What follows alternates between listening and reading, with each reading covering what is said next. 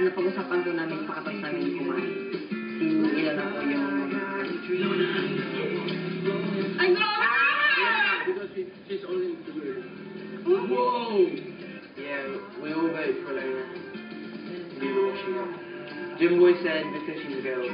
Apparently, sabi ni Jimboy, I was the only girl. He's like, because you were a girl. He's like, ay! Hoy! Ano yun? Kami pa yung mag-iisip, nagsusulit. Kami tatlo. Well, pag wala na po kami panghugas, nagigit po kami ng panghugas namin. Tapos pang saing. Kalaunan. Baka man tayong tubig na pinuhutan sa ako.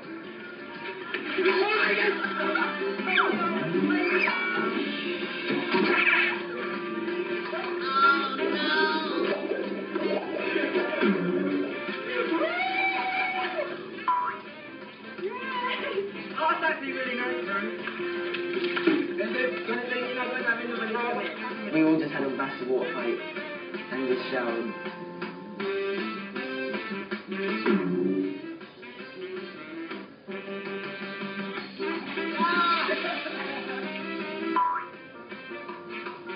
Ang daga? Ready ka na? Ready ka na? What? No. Stop, no. Thank you.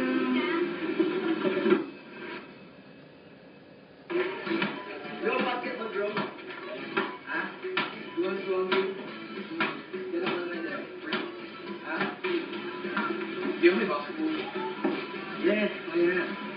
Show me what you got, bro. Sexy lang. Grabe ka eh. Sexy, girl sexy, girl sexy, sexy lang. It's not for you. I was kind of joking around saying like we'd win and stuff because we had Franco, he's the best that with us, right? And yeah, no chance against us. Bakit na po kami papuntang basketball court?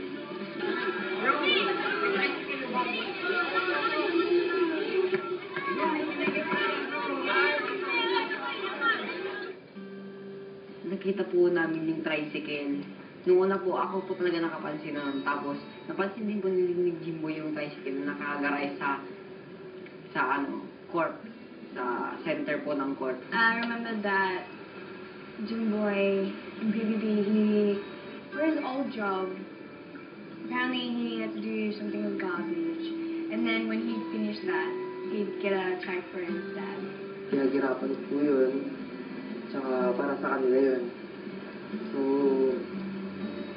ayun, nakakatuwa na mabigyan ko po ng sariling hirap ko ang aking mga magulang. Check din po ako doon kasi nung papunta kami doon sa place, nakita ko nakaparado, oy, PPP. Na parang nag-ano ako dahil nakita ko yung tatak sa harap. God, ito na. Thank you, thank you. Aha! Kaming Big Four po ako ng pasahero ng papa ko, so isang lucky po to. Blessing po to, so take it. Ayun, pinuntahan po namin yung best friend ko dun sa bahay nila na tutulungan ko. Andito tayo ngayon sa bahay ng kaibigan ko. Dito tayo ngayon papunta sa bahay ng kaibigan ko. So, kailangan kong ibigay itong napanalunan ko para sa kanya dun sa task natin na hindi. Ikaw po, Dinan? Yes, bro. Kamusta ka? Ito tal, okay lang naman. Okay ka lang? Ayun, may bibigyan na naman ako eh. naman po yung estado ng buhay namin, mahirap po kami. So, meron pa pong mas mahirap namin. Kaya, alam ko naman po yung bawat estado ng buhay ng mga kaibigan ko. So, yun, siya po yung napili kong bigyan ng ganito kasi alam ko naman po yung estado ng buhay nila. Pasalamat ako sa kanya. Siyempre, ito may ibigay na sa akin, malaking tulong na to. His best friend was really thankful, and Jimboy just explained why he gave it to his best friend. And he seemed very happy and emotional.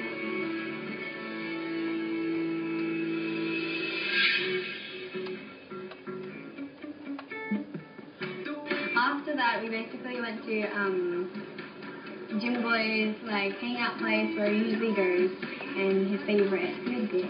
Dito po kami ngayon sa favorite place ko kung saan po kami kumakain ng mga kaibigan ko. So, tara guys, kain po tayo ng pancit gitado. So we ate pancit, and we ate this it tastes like banana. Saron. The first time eating saron, I'm just like, okay, this is so sweet. It's tasty. It's got the sweet taste and saron. When it's warm, it's warm. So nice.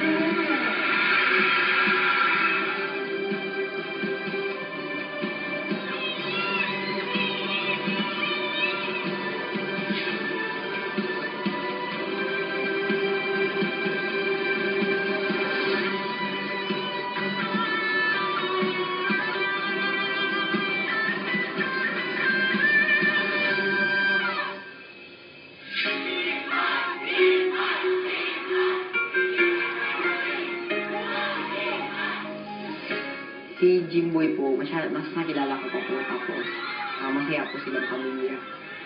Tapos, talagang nagmamahal ng pamilya. I got to know him better. Because, yeah, I just basically lived his life for 2 days.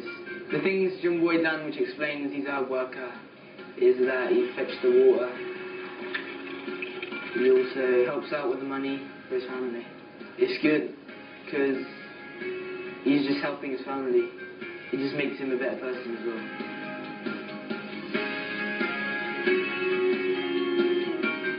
It's fun getting to know him more because he's so happy here. His family is basically his motivation, and that's great. He's so happy when he saw his family. You know, he's great. He's such a good person. When he cried, I was like, "Oh, Jimboy!" You know, that's such a different side.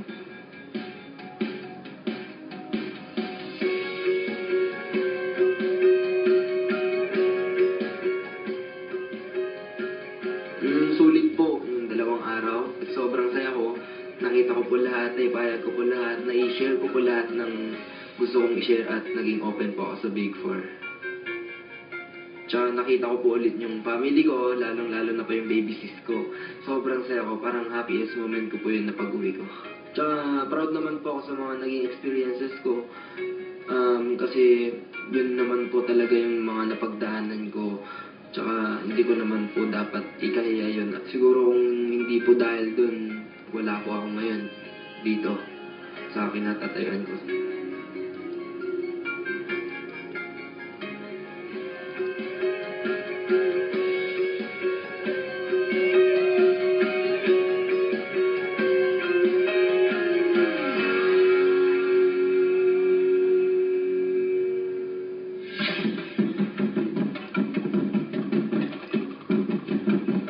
Welcome to Bicol, mga kapatid. Kasama ko ang Big 4.